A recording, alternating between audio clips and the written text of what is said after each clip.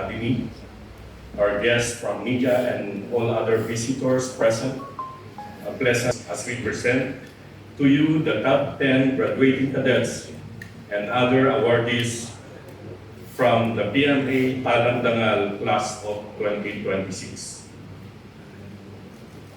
I shall begin with the presentation of other awardees.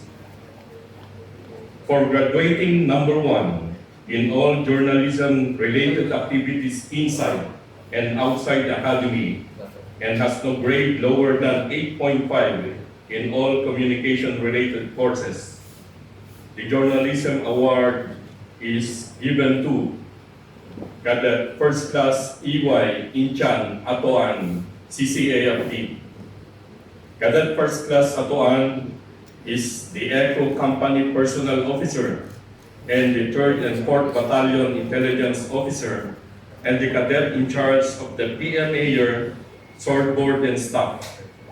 She is from Lipchan, Kokokan, Bontoc Mountain Province, 21 years of age, and a senior high school graduate of Mountain Province General Comprehensive High School.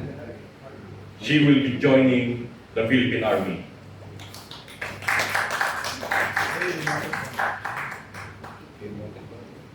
For graduating number 1 in all courses offered by the Sports and Physical Development Unit, the SPDU plaque is awarded to Cadet First Class John Roy Herauda Baran, CCAFP.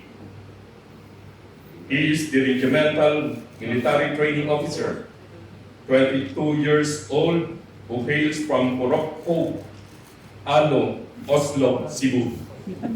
He is the cadet in charge who led the PMA's elite team, the Bohoy, who joined the Sandhurst International Military Skills Competition 2026 in West Point, USA.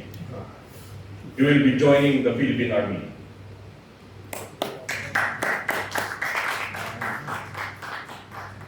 For gathering number 1 in aptitude, conduct, leadership courses, and extracurricular activities while occupying a critical position in the Cadet Corps Armed Forces of the Philippines, the Aguinaldo Sabre is awarded to Cadet First Class Elaine Laika Huagdan Kanaya, CCAFP.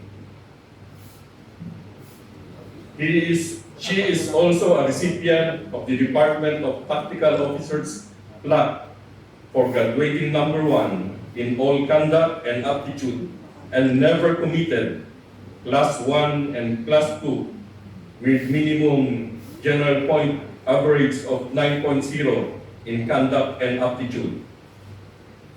Cadet First Class Kanaya is 22 years old from Orchids Street, Urupuan, Poblacion, Carmen, North Cotabato. She is a college undergraduate and a university scholar of Bachelor of Science in Civil Engineering at the University of Southern Mindanao. She will be joining the Philippine Army.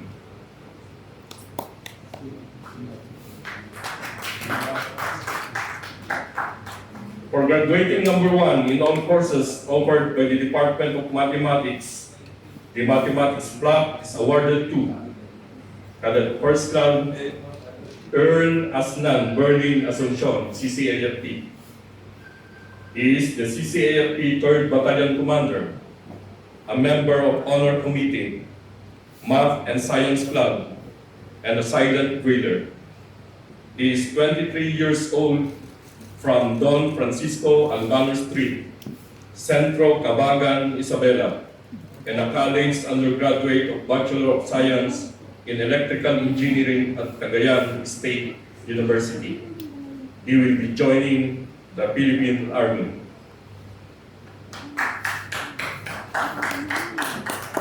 For graduating as the chairperson of the Honor Committee of the Cadet Corps Armed Forces of the Philippines, the Superintendent Sabre is awarded to Cadet First Class Adrian P. Sanse, CCAFT. Cadet First Class Sanse is chairperson of Honor Committee and a cadet journalist as a member of core board and staff. She hails from Central Tawang, La Trinidad, Benguet, 22 years old, and a senior high school graduate of Cordillera Regional Science High School. Likewise, she graduated senior high school with high honors. She will join the Philippine Army.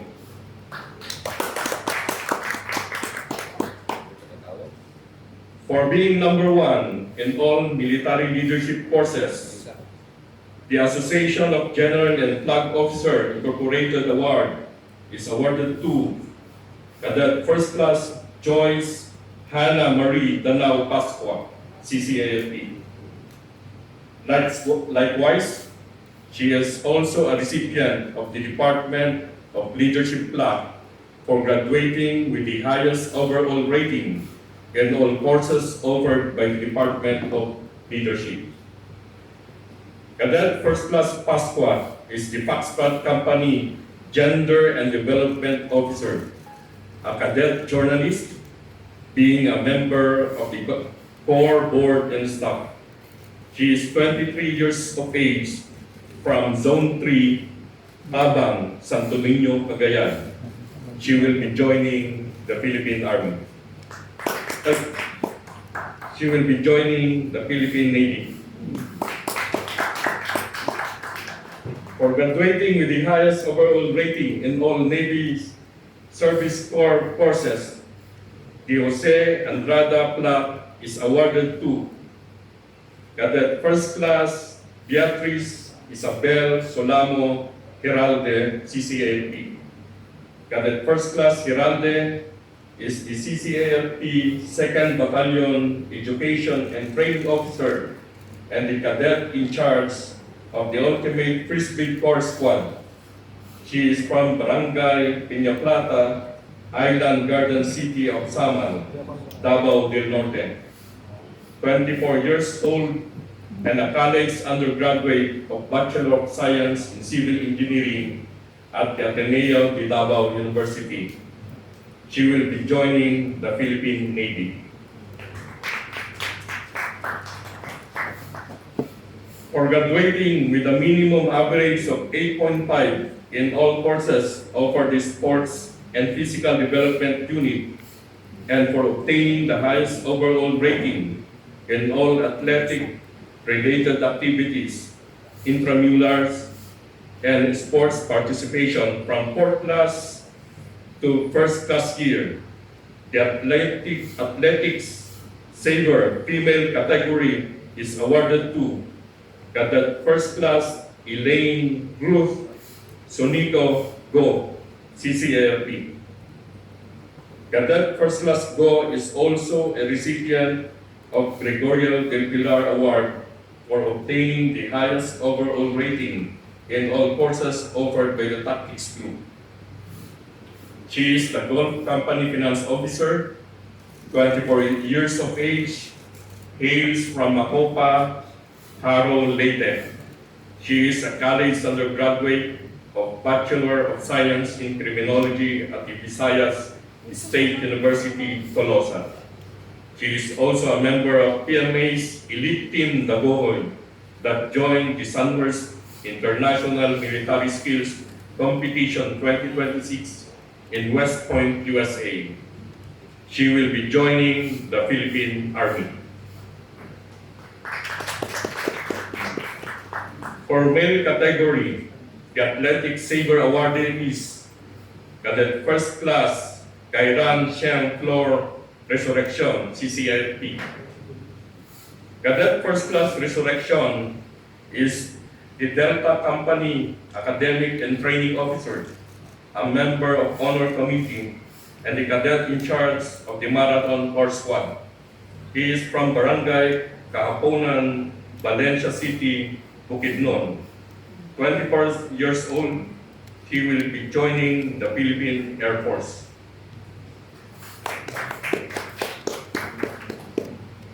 We shall now proceed to the top 10 graduating cadets of PMA Talamdangal class of 2026.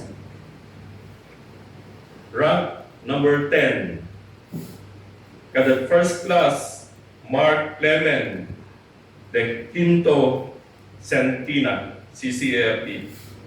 Cadet First Class Centina is the CCAFP 1st Battalion Personnel Officer.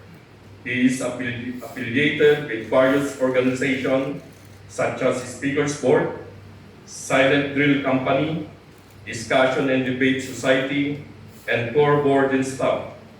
He is a college undergraduate and a university scholar of Bachelor of Science in Economics at the University of Philippines, Visayas. He will be joining the Philippine Army. Rank 9, Cadet First Class Cedric Cyril Giging, Polison, CCAFP. Cadet First Class Polison, also graduating as cum laude, is the Deputy Regimental Commander. He is 24 years old and is from Purok 2, Poblacion, Tagbinas, Surigao del Sur, and a senior high school graduate of Tagbina National High School. He will be joining the Philippine Air Force.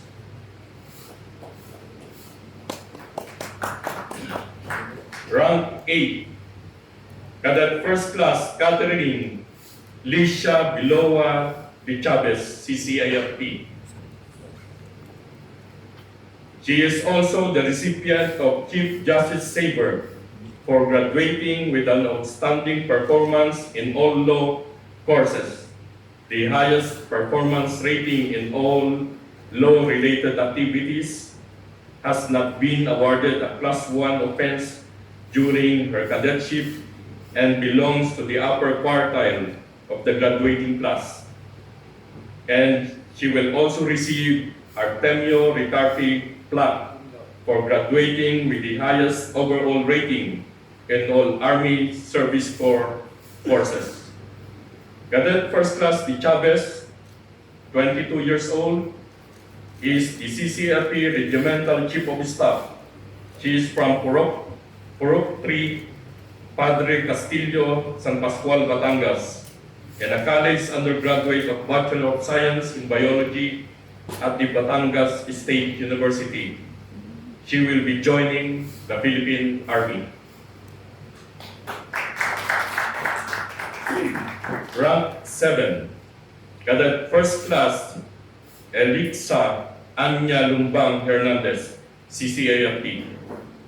She is also a recipient of Philippine Navy Sabre for being the #1 graduating cadet joining the Philippine Navy, and Australian Defense Best Overall Performance Award, Philippine Navy, for being the best overall performing graduate joining the Philippine Navy.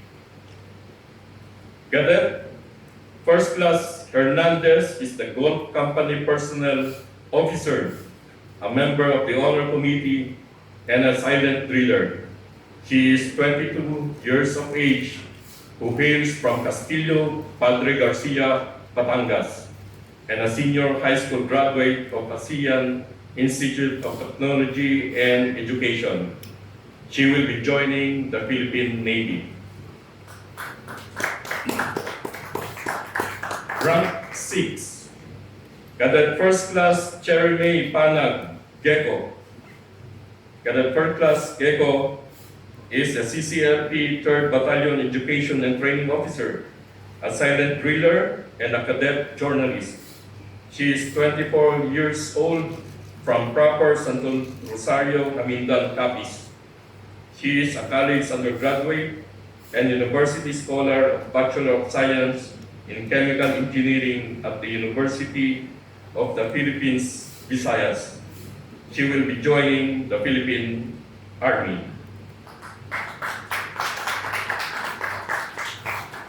Rank 5, Cadet First Class May Adrian Pajarillo Bermudez, CCAFP. She is also recipient of Social Sciences plaque for being #1 in all courses offered by the Department of Social Sciences. Cadet First Class Bermudez is from Kamangaan West, Moncada, Tarlac, 24 years of age, a college undergraduate and a university scholar of University of the Philippines, Baguio, with the course AB Social Science, major in anthropology, minor in psychology. She will be joining the Philippine Army. Rank 4, Cadet First Class Ilian Harold Durana Cubilla, CCFP. He is also a recipient of Chief of Staff Sabre for graduating as the Regimental Commander of the Cadet Corps Armed Forces of the Philippines. Cadet First Class Cubilla is from Our Lady's Village, Pampang City of Sorsogon, 23 years of age and a college undergraduate of Bachelor of Science in Electrical Engineering at the University of the Philippines, Los Baños. He will be joining the Philippine Air Force.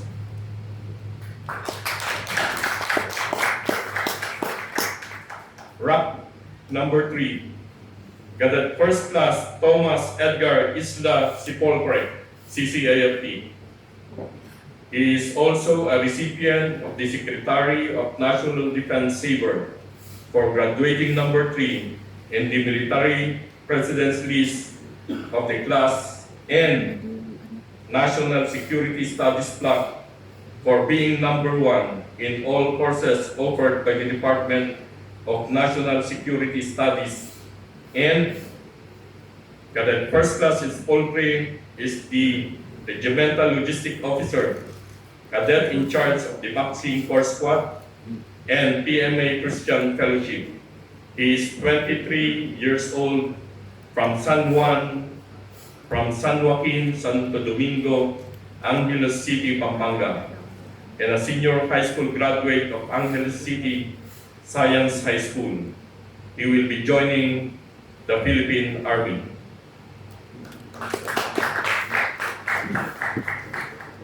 Rank 2, Cadet First Class Mark John Vincent Udlang Katakutan, CCFP.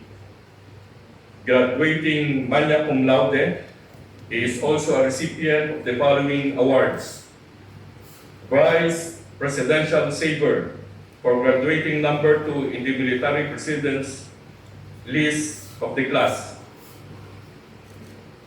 Philippine Air Force Sabre for being the top graduating cadet joining the Philippine Air Force.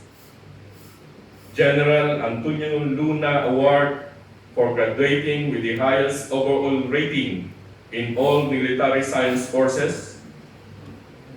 Spanish Armed Forces Award for being number 1 in social humanistic subjects offered by the academics group. Alejandro Melchor Award for obtaining the highest overall rating in all courses offered by the academic group. Management Plaque for graduating with the highest overall rating in all courses offered by the Department of Management. Natural Sciences Plaque for graduating with the highest overall rating in all courses offered by the Department of Natural Resources. Humanities Plaque for graduating number 1 in all courses offered by the Department of Humanities. Pelagio Cruz Plaque for graduating with the highest overall rating in all Air Force Service Corps courses.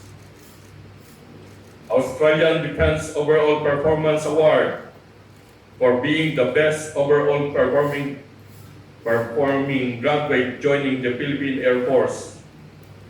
Cadet First Class Katakutan, 24 years of age, serves as the CCFP 2nd Battalion Commander. He is from Napolan, Pagadian City, Zamboanga del Sur. He will be joining the Air Force.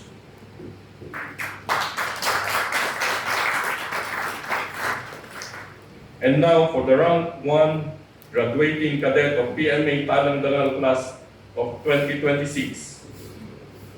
Cadet First Class Christine K. Demisana Librada, CCAFP. She is also a recipient of the following awards: Presidential Saber for graduating number 1 in the military president's list of the class. Philippine Army Saber for being number 1 cadet graduating, joining the Philippine Army. Josmag Award for graduating number 1 in the military president's list. Information Technology Plaque for being number 1 in all courses offered by the Department of Information Technology. And Australian Defense Best Overall Performance for being the best overall performing graduate joining the Philippine Army. Cadet First Class Librada is the Regimental Education and Training Officer, a member